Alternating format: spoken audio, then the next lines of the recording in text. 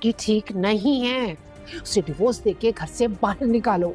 चल रहे हैं, अरे अभी वापस आ रहे हैं। कि वो ये वो लम्हा था जब सच ने सबको बेनकाब कर दिया। सिकंदर को अपनी बीवी के कत्ल के जुर्म में और आरमीन बेगम को हमजा के गोदाम में आग लगाने के इल्जाम में गिरफ्तार कर लिया गया। गुरूर और बदले की आग ने मोहब्बत को राख बना दिया था। हमजा जब अपनी माँ के सामने खड़ा हुआ तो उसकी आवाज में दर्द था कि आप मेरी माँ हैं, मगर मुझे ये उम्मीद नहीं थी कि आप ही मेरे नुकसान की वजह बनेंगी। और अलीजे ने जो कुछ आपके साथ किया वो बिल्कुल दुरुस्त था। इधर जेल में सिकंदर अपनी गलतियों का एतराफ करता है कि वो अनूशे से मोहब्बत करता था, मगर गुस्से ने उसकी मोहब्बत को नफरत में बदल दिया और उसने सब कुछ गंवा दिया।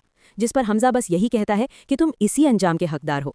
और आखिर में अलीजे आंसुओं के साथ हमजा के सामने अपने गुनाह का एतराफ करती है कि उसने बदले के लिए उसका इस्तेमाल किया, नफरत में अंधी होकर उसकी मोहब्बत को नहीं पहचाना।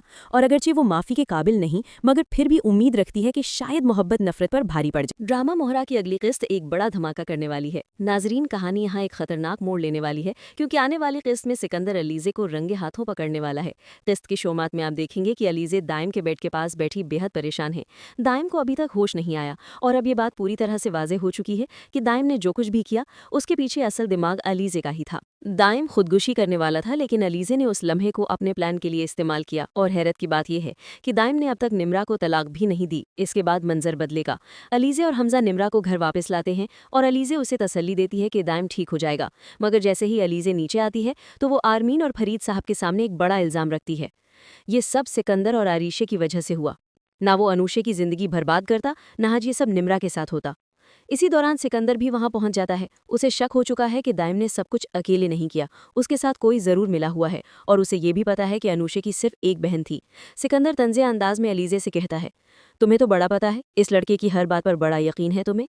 हमजा फौरन जवाब देता है, अगर अलीजे को कुछ नहीं पता तो तुम ही सच बता दो। दाइम ने जो कहा वो सब क्या था?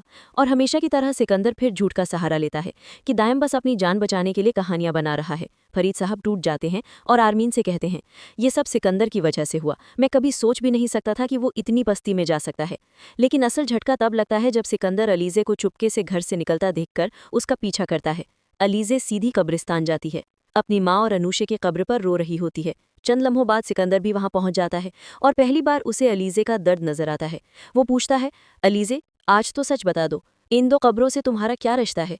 ये वो लम्हा है जिसमें अलीजे चाहे तो सब कुछ खोलकर सामने रख दे कि हाँ, ये सब मैंने किया, और जिस तरह तुमने मेरी बहन की जिंदगी बर्बाद की थी, एक दिन मैं भी तुम्हें बर्बाद कर दूंगी। और नाजरीन, कहानी आखिर में जाकर सिकंदर को उसके किए की सजा जरूर देगी। सवाल यह है कि क्या अलीजे हकीकत अभी बता देगी या ये राज कुछ देर और छुपा रहेगा? अपनी राय कॉमेंट्स में जरूर बताएं। मजीद अपडेट्स के लिए चैनल को सब्सक्राइब करें। अल्लाह हाफिज।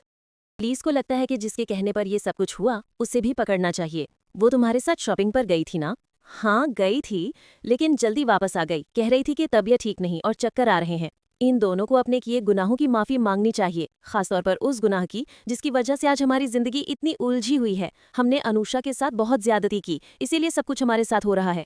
अरीशा मुसलसल कह रही थी, हमें अनुषा से माफी मांग लेनी चाहिए ताकि वो हमें माफ कर दे और हमारे साथ कुछ भी गलत ना हो। लेकिन सिकंदर गुस्से में चीख पड़ा, तुम्हारा दिमाग खराब हो गया है, हमने कुछ नहीं किया और आज के बाद मैं तुम्हारे मुंह से अनुषा का नाम भी ना सुनूं।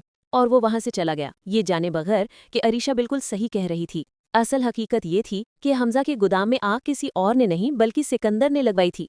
उसने अपने आप को बचाने की कोशिश की और आमिर का एतराफ रिकॉर्ड करके हमजा को भेज दिया।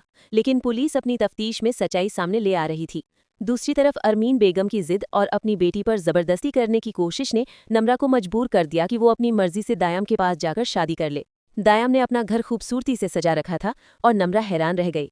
ये तुम मुझे कहाँ ले आए हो? ये किसका घर है? दायाम मुस्कुराकर बोला, ये तुम्हारा नया घर है, हम आज निकाह करने जा रहे हैं और आज के बाद तुम हमेशा यहीं रहोगी। और यूं दोनों ने सादगी से निकाह कर लिया, खुशी के साथ अपनी नई जिंदगी का आगाज किया। अरमीन बेगम जब फायजा से ये सुनती है कि नम्रा वापस आ गई है तो उसके पांव तले से जमीन निकल जाती है। वो फौरन नम्रा के कमरे की तरफ जाती है, लेकिन कमरा खाली है। नम्रा जा चुकी है हमेशा के लिए। इसी दौरान पुलिस सिकंदर के फार्म हाउस तक पहुंच जाती है और दोस्त घबराकर फोन करता है, पुलिस तुम तक पहुंच गई है। सिकंदर परेशान होकर सोचता है, किसी ना किसी तरह खुद को बचाना होगा वरना हम सब पकड़े जाएंगे। लेकिन सच्चाई अब सबके सामने आने वाली है और हर राज, हर गुनाह रोशनी में आ रहा है।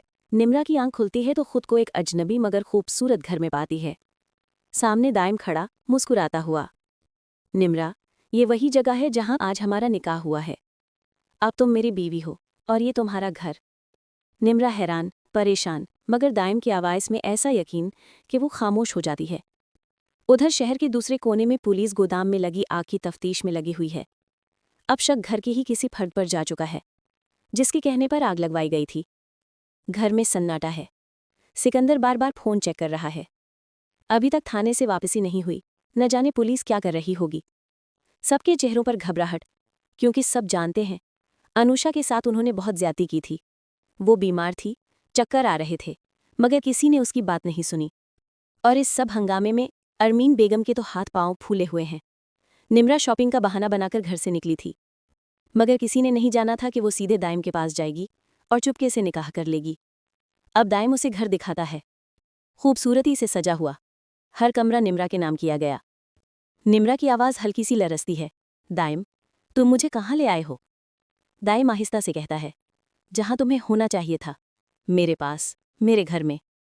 निम्रा की आंखों में खौफ और खुशी इकट्ठे झलमलाते हैं, और उसी लम्हे घर के बाहर पुलिस की गाड़ियां लुकती हैं। तफ्तीश करने वाले इस नतीजे पर पहुंच चुके हैं कि गोदाम में आग लगाने वाला कोई बाहर का नहीं, बल्कि घर का ही कोई अपना है। पुलिस को लगता है कि जिसके कहने पर ये सब कुछ हुआ, उसे भी पकड़ना चाहिए। वो तुम्हारे साथ शॉपिंग पर गई थी ना? हाँ, गई थी, लेकिन जल्दी वापस आ गई। कह रही थी कि तबीयत ठीक नहीं और चक्कर आ रहे हैं। इन दोनों को अपने किए गुनाहों की माफी मांगनी चाहिए, खासतौर पर उस गुनाह की जिसकी वजह से आज हमारी जिंदगी इतनी उलझी हुई है। हमने अनुषा के साथ बहुत ज्यादती की, इसीलिए सब कुछ हमारे साथ हो रहा है। अरीशा मुसलसल कह रही थी, हमें अनुषा से माफी मांग लेनी चाहिए ताकि वो हमें माफ कर दे और हमारे साथ कुछ भी गलत ना हो। लेकिन सिकंदर गुस्से में चीख पड़ा, तुम्हारा दिमाग खराब हो गया है, हमने कुछ नहीं किया और आज के बाद मैं तुम्हारे मुंह से अनुषा का नाम भी ना सुनूं। और वो वहां से चला गया, ये जाने बगैर कि अरीशा बिल्कुल सही कह रही थी। असल हकीकत ये थी कि हमजा के गोदाम में आग किसी और ने नहीं बल्कि सिकंदर ने लगवाई थी। उसने अपने आप को बचाने की कोशिश की और आमिर का एतराफ रिकॉर्ड करके हमजा को भेज दिया, लेकिन पुलिस अपनी तफ्तीश में सच्चाई सामने ले आ रही थी। दूसरी तरफ अरमीन बेगम की जिद और अपनी बेटी पर जबरदस्ती करने की कोशिश ने नम्रा को मजबूर कर दिया कि वो अपनी मर्जी से दायम के पास जाकर शादी कर ले। दायम ने अपना घर खूबसूरती से सजा रखा था और नम्रा हैरान रह गई। ये तुम मुझे कहाँ ले आए हो? ये किसका घर है? दायम मुस्कुराकर बोला, ये तुम्हारा नया घर है। हम आज निकाह करने जा रहे हैं और आज के बाद तुम हमेशा यहीं रहोगी। और यूं दोनों ने सादगी से निकाह कर लिया, खुशी के साथ अपनी नई जिंदगी का आगाज किया। अरमीन बेगम जब फायजा से ये सुनती है कि नम्रा वापस आ गई है तो उसके पांव तले से जमीन निकल जाती है। वो फौरन नम्रा के कमरे की तरफ जाती है, लेकिन कमरा खाली है। नम्रा जा चुकी है हमेशा के लिए। इसी दौरान पुलिस सिकंदर के फार्म हाउस तक पहुंच जाती है और दोस्त घबराकर फोन करता है, पुलिस तुम तक पहुंच गई है। सिकंदर परेशान होकर सोचता है, किसी न किसी तरह खुद को बचाना होगा वरना हम सब पकड़े जाएंगे।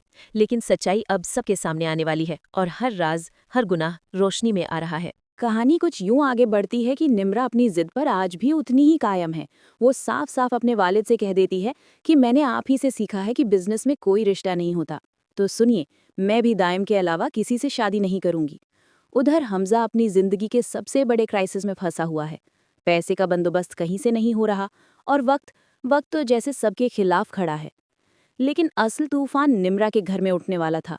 निम्रा जब दायम से मिलने जाती है तो दायम उसे सच्चाई बता देता है कि कैसे उसकी माँ ने उसे ब्लैकमेल किया, कैसे वो सब कुछ करने पर मजबूर था। निम्रा के कदम जैसे जमीन में धंस जाते हैं। जिस पर वो सबसे ज्यादा भरोसा करती थी वही उसकी खुशियों की दुश्मन थी। मगर निम्रा को सबसे बड़ा धचका तब लगता है जब वो घर वापस आती है और देखती है कि रेहान और उसका पूरा खानदान घर में मौजूद है। रेहान की माँ तो पहले ही निम्रा की दीवानी है, वहीं बैठे बैठे कह देती है कि अगर कोई एतराज़ नहीं तो हम निम्रा और रेहान की शादी जल्द करना चाहते हैं, मुझे वापसी भी जाना है। ये सुनते ही निम्रा के अंदर जैसे आग भड़क उठती है। मेहमानों की जाते ही निम्रा अपनी माँ से टकराकर कहती है कि मैं पहले भी कह चुकी हूँ और अब भी कह रही हूँ, मैं सिर्फ दायम से शादी करूंगी।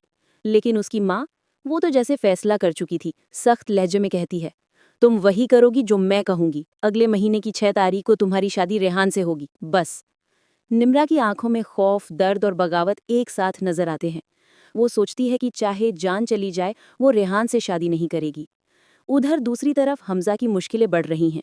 फरीद साहब सिकंदर के पास मदद लेने जाते हैं, मगर सिकंदर के दिल में पुरानी चोट आज भी ताज़ा थी। वो ठंडे लहजे में कहता है, जब मुझे ज़रूरत थी आपने नहीं देखी, मैं भी हमजा की मदद नहीं करूंगा। बिजनेस में कोई रिश्ता नहीं होता, ये आप ही ने सिखाया था।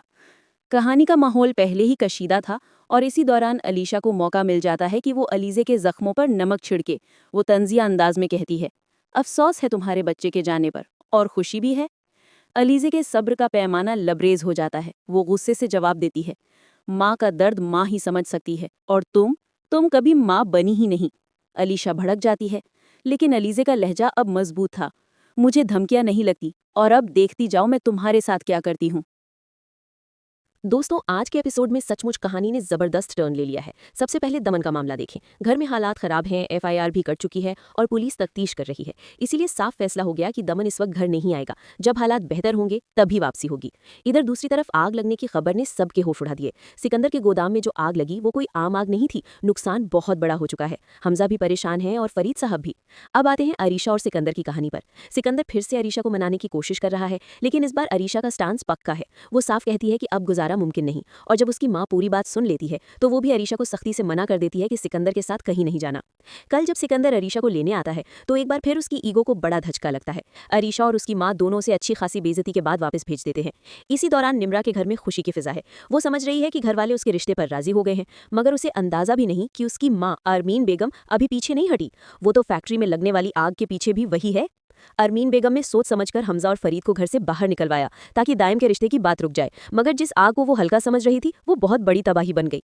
फरीद साहब ने एफआईआर भी दर्ज करवा दी है और अब पुलिस तफ्तीश करेगी कि आग किसने लगाई। ये खबर सुनकर अरमीन बेगम के होश ही उड़ जाते हैं। उसे अंदाजा होता है कि गुस्से में आकर वो खुद अपने खानदान को ही नुकसान पहुंचा चुकी है।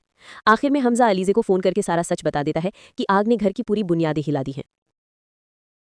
ड्रामा मोहरा की अगली किस्त में कहानी एक नए मोड़ पर आने वाली है। सिकंदर अनुषे को ढूंढते हुए अलीजे की आबाई घर पहुंचता है, जहां उसे पता चलता है कि अनुषे तो मर चुकी है और अलीजे दरअसल अनुषे की बहन है। ये सच जानकर सिकंदर के होश उड़ जाते हैं। अब उसे समझ आता है कि अलीजे की नफरत की असल वजह क्या थी। उधर अलीजे अपनी जिंदगी की सबसे बड़ी आजमाइश में है। अपने बच्चे को खोकर वो कहती है जैसे किसी ने मेरी रूह का हिस्सा काट दिया हो। हमजा उसे देखकर बेबस है, चाहकर भी खुशियां नहीं दे सकता। दूसरी तरफ निम्रा सबके सामने अपनी मां अरमीन बेगम का राज खोलने का फैसला कर लेती है कि अलीजे को सीढ़ियों से धक्का उन्हीं ने दिया था। अरमीन बेगम अब एक नई चाल चलती है। निम्रा से कहती है कि अगर तुम ये राज छुपा लो तो मैं तुम्हारी शादी दायम से कर दूंगी। अब सवाल ये है, क्या निम्रा अपनी मोहब्बत के लिए माँ के गुनाह पर पर्दा डालेगी या इंसाफ के लिए सबके सामने सच बोलेगी? कमेंट्स में अपनी राय जरूर बताएं।